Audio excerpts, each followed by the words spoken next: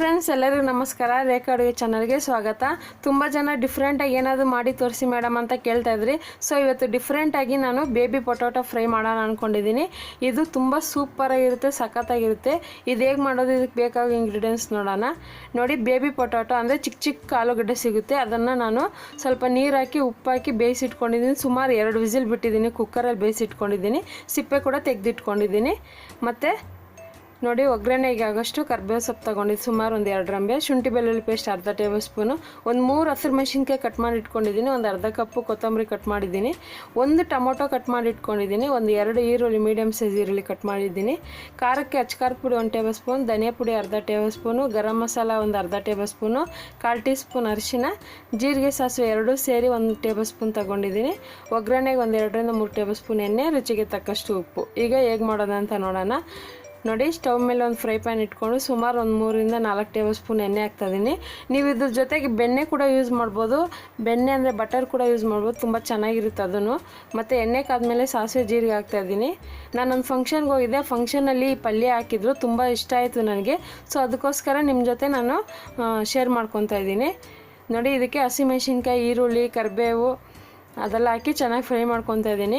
ನಾವು ಅಡುಗೆ ಹೆಂಗೆ ಮಾಡೋದಂದರೆ, ಒಂದು ಐಟಮ್ ತಿಂದರೆ ಅದರಲ್ಲಿ ಏನೇನು ಹಾಕಿದ್ದಾರೆ ಅಂತ ಕಂಡುಹಿಡಿಬೇಕು. ಆ ಥರ ಇರಬೇಕು ಅಡುಗೆ ಅಂದರೆ. ಆವಾಗ ನಮ್ಗೆ ಗೊತ್ತಾಗುತ್ತೆ ಏನೇನು ಹಾಕಿದ್ದಾರೆ, ಏನೇನು ಮಾಡ್ಬೋದು ಅಂತ ನಮಗೂ ಮೈಂಡಲ್ಲಿ ಐಡಿಯಾ ಬರುತ್ತೆ. ಸೊ ಇದಕ್ಕೊಂದು ಸ್ವಲ್ಪ ಉಪ್ಪು ಹಾಕ್ಕೊಂಡು ಫ್ರೈ ಮಾಡ್ಕೊತಾ ಇದ್ದೀನಿ. ಇದಕ್ಕೆ ಸ್ವಲ್ಪ ಶುಂಠಿ ಬೆಳ್ಳುಳ್ಳಿ ಪೇಸ್ಟ್ ಹಾಕ್ಕೊತಾ ಇದ್ದೀನಿ.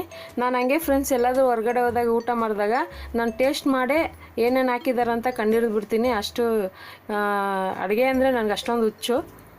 ಮತ್ತು ಟೊಮೊಟೊ ಹಾಕ್ಕೊಂಡು ಚೆನ್ನಾಗಿ ಫ್ರೈ ಮಾಡ್ಕೊತಾ ಇದ್ದೀನಿ. ಇದು ಟೊಮೊಟೊ ಹಾಕಿದ ಮೇಲೆ ಸ್ವಲ್ಪ ನೀರಿನ ಅಂಶ ಬಿಡಬೇಕು ಟೊಮೊಟೊದಲ್ಲಿ.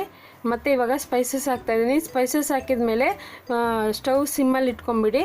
ಸ್ಟಿಮ್ಮಲ್ಲಿ ಇಟ್ಕೊಂಡು ನೀವು ನಿಧಾನಕ್ಕೆ ಫ್ರೈ ಮಾಡ್ಕೊಳ್ಳಿ. ಮತ್ತು ಉಪ್ಪು ಹಾಕ್ತಾಯಿದ್ದೀನಿ. ತುಂಬ ಚೆನ್ನಾಗಿರುತ್ತೆ. ನೀವು ಮನೇಲಿ ಮಕ್ಕಳಿಗೆ ಈ ಥರ ಡಿಫ್ರೆಂಟಾಗಿ ಏನಾದರೂ ವೆರೈಟಿ ತರಕಾರಿಗಳಲ್ಲಿ ಮಾಡಿಕೊಟ್ರೆ ಅವರು ಇಷ್ಟಪಟ್ಟು ತಿಂತಾರೆ. ಇದು ಒಂದು ಅನ್ನ ಸಾಂಬಾರು, ರಸಮ್ ಏನಾದರೂ ಮಾಡಿರ್ತೀರಲ್ಲ, ಅಂಥ ಟೈಮಲ್ಲಿ ಪಲ್ಯ ಮಾಡೇ ಮಾಡ್ತೀರಾ. ಆ ಥರ ಇರೋವಾಗ ಈ ಥರ ಪಲ್ಯ ಮಾಡಿದ್ರೆ ನೋಡೋಕೆ ಸಖತ್ತಾಗಿರುತ್ತೆ, ತಿನ್ನೋಕ್ಕೂ ಚೆನ್ನಾಗಿರುತ್ತೆ. ನೋಡಿ, ಆಲೂಗಡ್ಡೆ ಹಾಕಿ ಚೆನ್ನಾಗಿ ಮಿಕ್ಸ್ ಮಾಡ್ಕೊತಾ ಇದ್ದೀನಿ. ಚೆನ್ನಾಗಿ ನಾವು ಏನು ಆ ಉಪ್ಪು, ಖಾರ, ಈರುಳ್ಳಿ, ಟೊಮೊಟೊ ಅದೆಲ್ಲ ಹಾಕಿದ್ದೀರಿ, ಅದೆಲ್ಲ ಚೆನ್ನಾಗಿ ಆಲೂಗಡ್ಡೆಗೆ ಹಿಡಿಬೇಕು. ಆ ಥರ ಮಾಡೋದ್ರಿಂದ ಒಳ್ಳೆ ಸೂಪರಾಗಿ ಆಲೂಗಡ್ಡೆಗೆ ಉಪ್ಪು ಖಾರ ಹಿಡಿಯುತ್ತೆ. ಮತ್ತು ಆಲೂಗಡ್ಡೆ ನೀವು ಈ ಥರ ರೌಂಡಾಗಿ ಬೇಡ ನಮಗೆ ಅಂದರೆ ನೀವು 2 ಭಾಗ ಕೂಡ ಮಾಡ್ಕೋಬೋದು. ಎಲ್ಲ ಚೆನ್ನಾಗಿರುತ್ತೆ ಅದನ್ನು. ಮತ್ತು ಕೊತ್ತಂಬರಿ ಎಲ್ಲ ಹಾಕಿ ಚೆನ್ನಾಗಿ ಮಿಕ್ಸ್ ಮಾಡ್ಕೊತಿದ್ದೀನಿ. ನೋಡಿ, ಈಗ ಈ ಬೇಬಿ ಪೊಟ್ಯಾಟೊ ಫ್ರೈ ರೆಡಿಯಾಗಿದೆ. ಇದನ್ನು ನಾನು ಒಂದು ಸರ್ವಿಂಗ್ ಪ್ಲೇಟಿಗೆ ಸರ್ವ್ ಮಾಡ್ತಾಯಿದ್ದೀನಿ. ನಾನು ಹೇಳ್ದಂಗೆ ನೀವು ಮನೇಲಿ ಅನ್ನ ಸಾಂಬಾರು, ರಸಮ್ಮು ಆ ಥರ ಏನಾದರೂ ಮಾಡಿರ್ತೀರ. ಸೊ ಅಂಥ ಟೈಮಲ್ಲಿ ಈ ಥರ ಡಿಫ್ರೆಂಟಾಗಿ ಪಲ್ಯ ಮಾಡಿಕೊಡಿ. ಮಕ್ಕಳು ಇಷ್ಟಪಟ್ಟು ತಿಂತಾರೆ, ದೊಡ್ಡವರು ಕೂಡ ಇಷ್ಟಪಟ್ಟು ತಿಂತಾರೆ. ಹಾಗಾದರೆ ಈ ರೆಸಿಪಿ ನಿಮ್ಗೆ ಇಷ್ಟ ಆಗಿದೆ ಅಂದ್ಕೊತೀನಿ. ಇಷ್ಟ ಆಗಿದೆ ಈ ರೆಸಿಪಿ, ಇವತ್ತೇ ಟ್ರೈ ಮಾಡಿ ಹೇಗಿದೆ ಅಂತ ಕಮೆಂಟ್ಸ್ ಮಾಡಿ. ಮತ್ತಷ್ಟು ಈಸಿ ರೆಸಿಪಿಗೋಸ್ಕರ ರೇಖಾ ಅಡುಗೆ ಚಾನಲ್ನ ಸಬ್ಸ್ಕ್ರೈಬ್ ಮಾಡಿ, ಶೇರ್ ಮಾಡಿ, ಲೈಕ್ ಮಾಡಿ. ಈ ವಿಡಿಯೋ ನೋಡಿದ್ದಕ್ಕಾಗಿ ಎಲ್ಲರಿಗೂ ಧನ್ಯವಾದಗಳು.